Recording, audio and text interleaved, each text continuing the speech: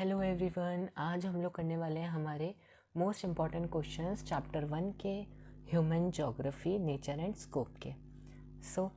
चलिए बिना किसी देरी के हम लोग स्टार्ट करते हैं। सबसे पहले है आपका network of roads and railways and waterways have often been described as arteries of circulation. इनको क्या बोला जाता है? हमारा आर्टरीज ऑफ सर्कुलेशन बोला जाता है, क्योंकि because of their contribution to mankind, क्योंकि ये हमारा क्या करती है, बहुत ज़्यादा कंट्रीब्यूट करती है। क्योंकि ये किस काम आती है? किसी सामान को इधर से दूसरी जगह पहुंचाने के लिए, है ना। और आर्टरीज का काम भी कुछ ऐसा ही होता है, आप लोगों को पता होगा। तो इसीलिए इनको आर्टरीज ऑफ सर्कुलेशन बोला जाता है।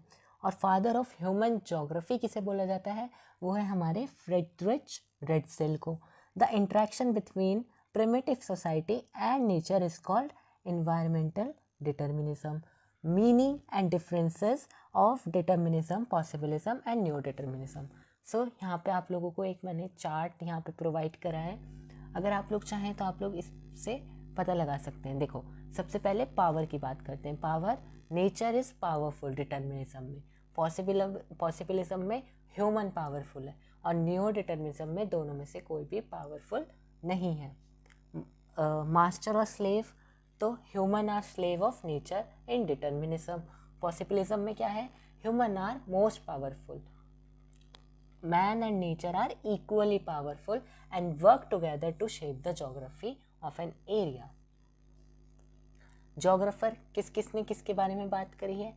ईसी सैम्पल ने हमारे डिटर्मिनिज्म के ऊपर बात करी, विडाल डिलाब्लाच ने हमारे पॉसिबिलिज्म पे, और ग्रिफिथ टेलर हमारे न्यू डिटर्मिनिज्म के। और इनको और क्या बोला जाता है? तो डिटर्मिनिज्म को नेचुरलाइजेशन ऑफ ह्यूमंस भी बोला जाता है, पॉसिबिलिज्म को ह्यूमनाइजेशन ऑफ नेचर बोला जाता है, और न्यू डिटर्मिनिज्म को तो बहुत सारे बोलते हैं हम लोग। स्टॉप एंड गो डिटर्मिनिज्म, मध्यम मार्ग, मिड पाथ, ट्रैफिक लाइट्स, जैसे कि एग्जांपल में दे सकते हो आप। अब थोड़े से यहाँ पे एमसीक्यूज की बात कर लेते हैं। Technology loosens the shackles of the environment on human beings. इस स्टेटमेंट क्या सपोर्ट करता है? तो ये हमारा पॉसिबिलिज्म का है, तो आंसर हो जाएगा पॉसिबिलिज्म। नेक्स्ट है paradigm shift from environmentalism to possibilism was due to, technology की वजह से हुआ, तो टेक्नोलॉजिकल डेवलपमेंट। अब आपको इसको मैच करना है। तो डिटर्मिनिज्म किसका है? बताओ डिटर्मिनिज्म किसने दिया? सबसे पहले देखो, न्यू डिटर्मिनिज्म का हमें पता है कौन है? ग्रिफिथ टेलर है ना। फर्स्ट का क्या है? फर्स्ट का है हमारा फोर्थ, सेकंड का हमारा हो जाएगा पॉसिबिलिज्म किसका है? पॉल डिलाब्लाच का, थर्ड का सेकंड, और नेचुरलाइजेशन ऑफ ह्यूमंस को हम इन्वायरमेंटल डिटर्मिनिज्म भी बोलते हैं, तो इसका ये हो जाएगा। तो करेक्ट आंसर होगा हमारा ऑप्शन नंबर बी। नेक्स्ट है हमारा question number 4, social categories based on ethnicity, race and religion कौन से स्कूल ऑफ थॉट से रिलेटेड है? तो ये हमने पढ़ा है, ये हमारे बिहेवियरल स्कूल ऑफ थॉट से रिलेटेड है। वेलफेयर और तो है ही नहीं, ह्यूमनिस्टिक भी नहीं है। रेडिकल स्कूल ऑफ थॉट, अरे ये तो सेम बात हो गई, ये भी नहीं है। अब वेलफेयर और ह्यूमनिस्टिक स्कूल ऑफ थॉट जो है इन ह्यूमन ज्योग्राफी, वो किससे कंसर्न है मेनली? तो ये कंसर्न है हमारे different aspect of social wellbeing of people से, तो option A is the correct answer.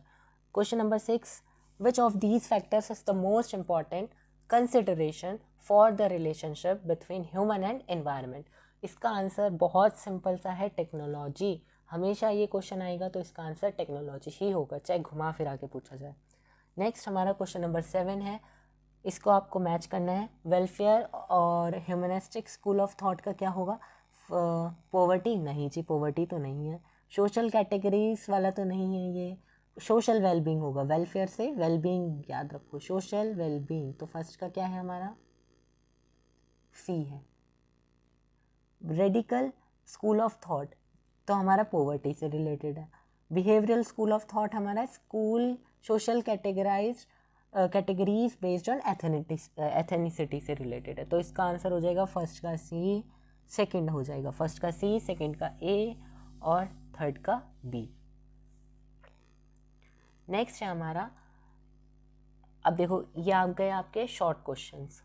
तो the knowledge and understanding of the laws of nature are extremely valuable to humankind. इसको आपको एक्सप्लेन करना है, the values that can help to use the gifts of nature in a sustainable manner. Sustainable का मतलब होता है future generation को ध्यान में रखते हुए। तो इसका आंसर कैसे लिखेंगे? जो अर्थ है वो हमारा क्या है? Mankind. Earth is a home of mankind. All types of life support are provide by nature. Nature हमें क्या? All types of life support करता है। Examples of human bodies are taken to correlate with natural landforms. जैसे हम लोग क्या use करते हैं? फेस ऑफ अर्थ, नोज़ या फिर snout of glacier, I of storm, mouth of river etcetera, ये सारे यूज़ करते हैं ना, तो ये इसका आंसर हो जाएगा। ऐसे ही आपको पॉसिबिलिज्म को डिफाइन करना, एक्सप्लेन करना है एग्जाम्पल के साथ, या फिर ह्यूमनाइजेशन ऑफ नेचर को। तो देखो, चाहे कुछ भी हो, ह्यूमनाइजेशन ऑफ नेचर को ही क्या बोलते हैं हम? पॉसिबिलिज्म बोलते हैं। People begin to understand their environment and the forces of nature with passage of time। Time के साथ साथ हमें क्या टेक्नोलॉजिकल एडवांसमेंट आया, हमें इन्वायरमेंट के बारे में पता चलने लग गया। तो इससे क्या हुआ? The movement from state of necessity to a state of freedom. क्या हुई? नेसेसिटी की फेज से हम कहाँ बढ़ गए? फ्रीडम की स्टेट में आ गए। तो और पॉसिबिलिटीज़ क्रिएट करी, creating possibilities with resources obtained from environment. Environment से जो भी हमें रिसोर्सेज प्रोवाइड कर रहा है एनवायरनमेंट, उससे हम क्या? पॉसिबिलिटीज़ क्रिएट करने लग गए। Nature provide opportunities and human beings make use of these opportunities. क्या नेचर हमें अपॉर्चुनिटीज़ प्रोवाइड करता है और हम क्या करने लग गए? ह्यूमन बींग्स उसका इस्तेमाल करने लग गए, अपॉर्चुनिटीज़ को यूज़ करने लग गए। More emphasis on humans than nature, the man is active force. इसमें ह्यूमन क्या है? एक्टिव फोर्स है, या फिर मैन क्या है? एक्टिव फोर्स है। Passage of time we can see the imprints of human on nature. Nature के ऊपर क्या आ गए? हमारे इम्प्रिंट्स आ गए। It is called humanisation of nature, और इसको क्या बोला जाता है? ह्यूमनाइजेशन ऑफ नेचर बोला जाता है। No necessities but everywhere possibilities and man as master of these possibilities. Man क्या है? इनका मास्टर इन पॉसिबिलिटीज का, और कोई भी नेसेसिटीज नहीं है। नेक्स्ट है हमारा, which new concept was introduce by Griffith Taylor. Griffith Taylor ने कौन सा कॉन्सेप्ट इंट्रोड्यूस करा?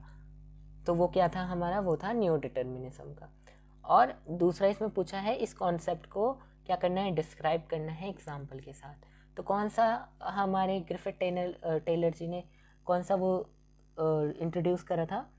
वो था हमारा न्यू डिटर्मिनिज्म का। क्या नहीं है कोई भी ऐसी, there is no neither there is situation of absolute necessity nor is there a condition of absolute freedom। ना तो फ्रीडम की ज़रूरत है, ना तो एब्सोल्यूट नेसेसिटी की ज़रूरत है। मिडल पाथ भी हम इसको बोलते हैं। Human can conquer nature by obeying it. हम नेचर की बातों को सुनकर क्या कर सकते हैं? अपने रिसोर्सेज का इस्तेमाल कर सकते हैं। जैसा हमें नेचर बोलेगा हम वैसा कर सकते हैं। जब नेचर बोले स्टॉप तो हम स्टॉप करेंगे, जब नेचर बोले गो तो हम आगे बढ़ेंगे। तो इसको क्या मिडल पाथ भी बोला जाता है। नेक्स्ट क्वेश्चन है, नेचर एंड स्कोप हमें बताने हैं ह्यूमन ज्योग्राफी के। तो ह्यूमन ज्योग्राफी क्या पढ़ती है? इंटर रिलेशनशिप पढ़ती है फिजिकल इन्वायरमेंट में और सोशल कल्चरल इन्वायरमेंट में, जो ह्यूमन या फिर मैन के द्वारा क्रिएटेड है। फिजिकल इन्वायरमेंट के एलिमेंट्स क्या क्या हैं? जैसे लैंड, वाटर, सॉइल, क्लाइमेट। और कल्चरल इन्वायरमेंट के क्या है? ट्रांसपोर्ट, कम्युनिकेशन, सेटलमेंट, क्रॉप्स वगैरह। सो ये थे हमारे इस चैप्टर के मोस्ट इम्पॉर्टेंट क्वेश्चंस। इसके अलावा हमारे कोई भी मोस्ट इम्पॉर्टेंट क्वेश्चंस नहीं है इस चैप्टर के, बस इतने ही थे। अगर आप इतना कर लेते हो तो it is more than enough for you. Thanks for watching, bye bye and take care. Don't forget to like my video and comment and share it with your friends.